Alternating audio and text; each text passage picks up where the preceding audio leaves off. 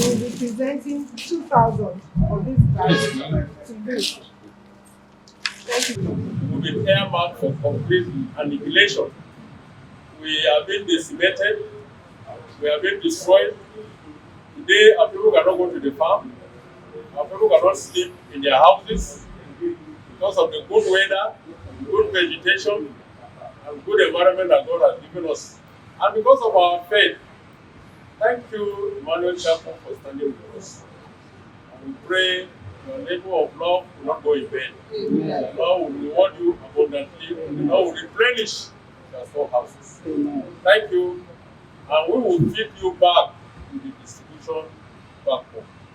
God bless you.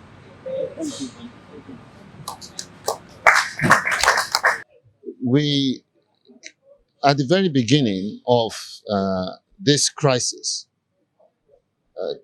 decided as a church that we must make the impact of Christ felt in society.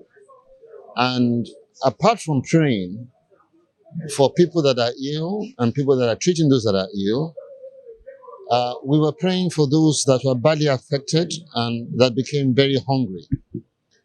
And knowing that even before now, there had been a lot of economic problems in the country, it became very important as a church that we engage in a program that touches the lives of the people.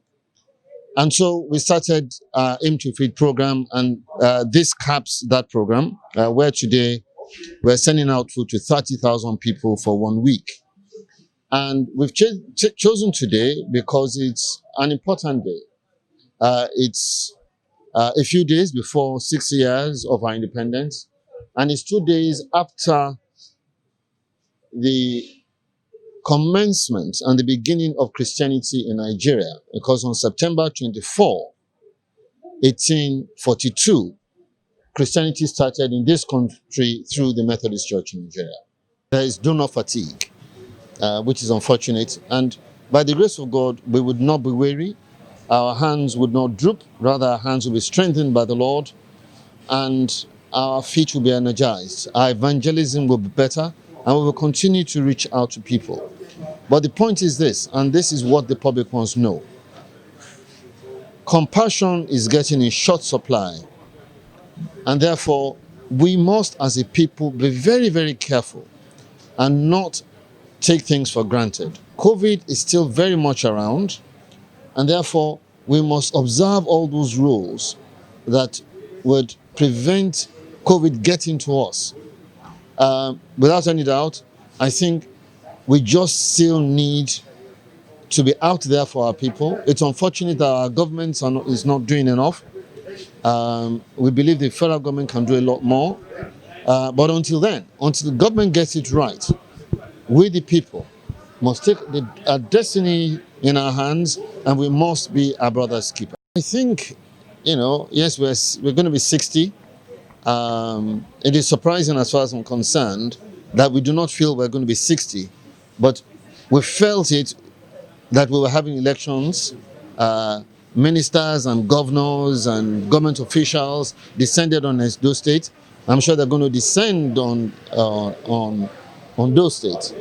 And there's no reason why we cannot use this anniversary to do something to alleviate the suffering of the people. We cannot do something to mark this independence with some relief to our people. And very importantly, our health sector. I would have loved it would have been fantastic if at this time the federal government was earmarking a lot of money for the health sector. It's most unfortunate we're not seeing this. We hope that government will do the right thing and spend money smartly on education and on health. Thank you. A few months ago, and we had a target of feeding 25,000 families across the country. And the idea was that, while we weren't sure what the health impact of COVID would be in Nigeria, we were very sure what the economic impact would be for the masses. And that we would have a high number of populations across the country who would be very vulnerable. And so the church decided to intervene not only in the health system, which they've done, but also in addressing the issue of hunger. across the country that was, that is a consequence of COVID, not a direct consequence, an indirect consequence of COVID. So this is the last batch, we spread it across the country. We started out in the southwest with Ekiti, Lagos, and Ogun states. And as you saw today, this is going to mostly to the north and the east, Benue, Kaduna, places in the east, Imuahia, and a few other places like that. So the idea is to, be of service to other people in these vulnerable times.